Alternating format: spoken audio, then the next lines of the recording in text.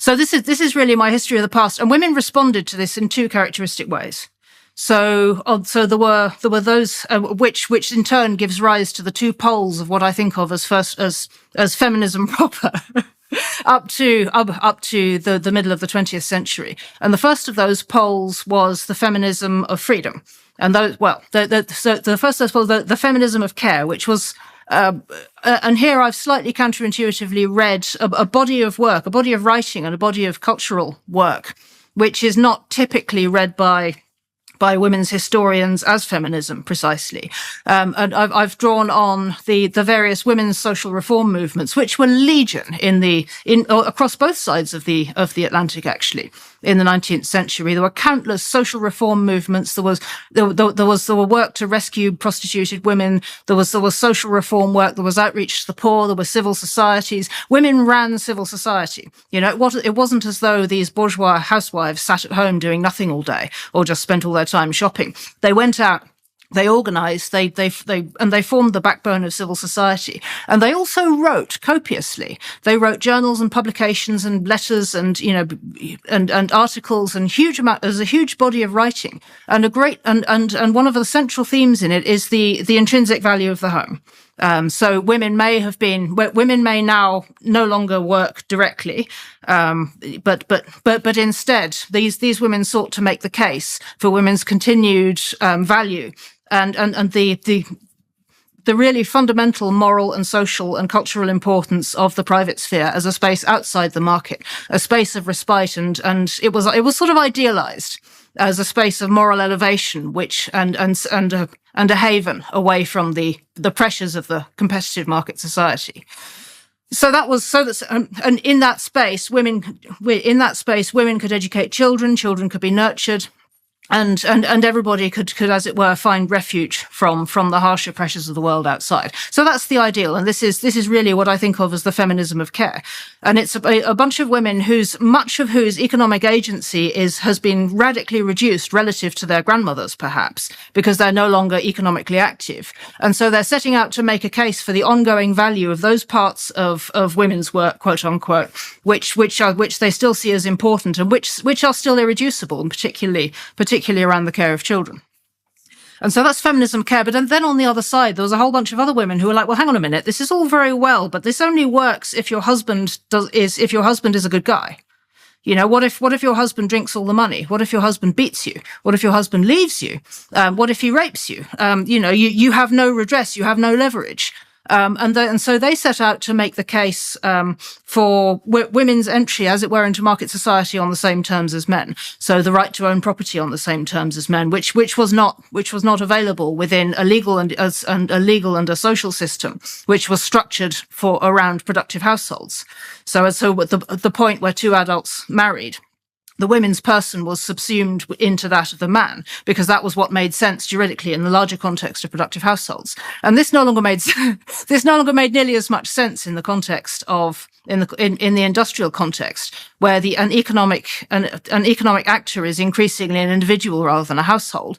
And so you've got this legal and political tension in play between women who still don't have separate personhood from men, and who are finding increasingly, as a growing number of the feminists of freedom began to argue, that they were severely vulnerable in that context. And so increasingly you start seeing campaigns for women's right to own property, for women's right to enter the market as workers on the same terms as men, and increasingly for women to be treated effectively the same as men in all contexts. And I think of this as the beginning of the feminism of freedom. And there's a really rich interplay, if you look at the history of the 19th century women's movement, between these two poles, because they're by no means that far apart. Most of these women knew each other, and it wasn't a sort of crazy back and forth culture war the way it feels sometimes now. It was a very, most of the supposed feminists and anti-feminists actually knew each other, and often agreed on more than they disagreed on. Most of them were active in the same social reform movements. Most of them agreed, for example, on the question of temperance. Most of them agreed on issues like sexual morality and the importance of tackling the sex trade. And there are a great many issues where, and most of them were very devoted, very devout women of faith. And so there was a great deal on which even the feminists of freedom and the feminists of care broadly agreed, and collaborated on. And in the middle, there are these two poles between the women who see their interests as lying in a political project of sameness with men and of the right to enter the market on the same terms as men, and those women who seek to ring fence a distinct sexed space for women within the context which makes space for motherhood, which makes space for nurture, and which makes space for those dimensions of women's lives which are irreducibly, distinctively sexed. And so, and this is a dialectic which goes on through various iterations all the way up really until the beginning of the 20th century, the middle of the 20th century, where the feminism of freedom definitively won over the feminism of care at the point where a new technology came into the picture, which allowed us medically to flatten those irreducible differences between the sexes, or so it seemed, to the point where really there was no reason not to argue for a feminism of freedom. And that technology was hormonal birth control, which led inexorably towards a ratchet towards the legalization of abortion, which most 19th century feminists would have viewed as not dissimilar, as broadly the same thing as infanticide.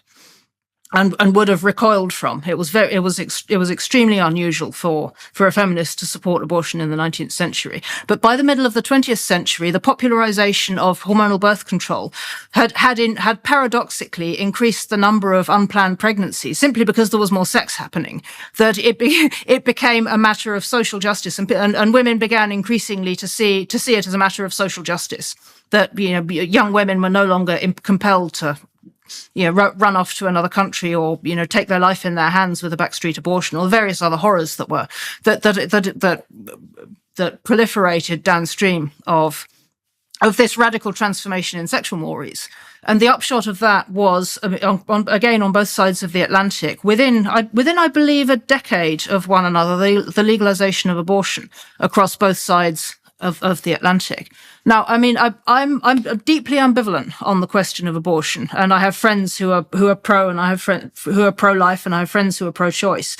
And really, the stance I've taken on that question in the book is to say, well, wherever you sit on the absolute moral question, it's difficult to dispute that if what you're arguing for is a right to assert, is for women to have the right to assert their bodily autonomy, even at the expense of another potential human life, then that's about as definitive a stance as you could possibly take in favor of the feminism of freedom over the feminism of care, which would make a greater amount of space for the needs of the most dependent imaginable other that you could possibly think of.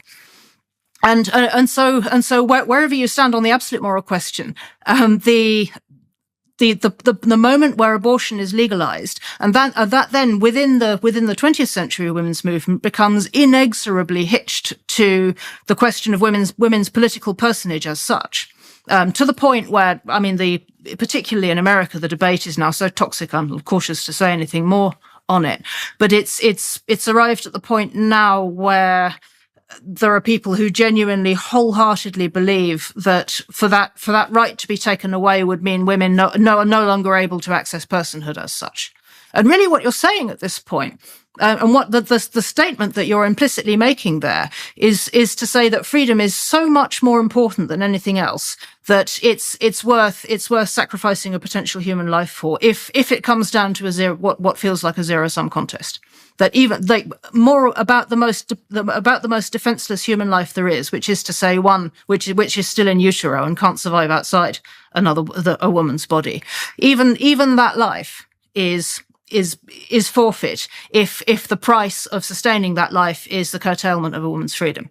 Now, and again, wherever you stand on the absolute moral question, that's a very strong stance in favor of freedom.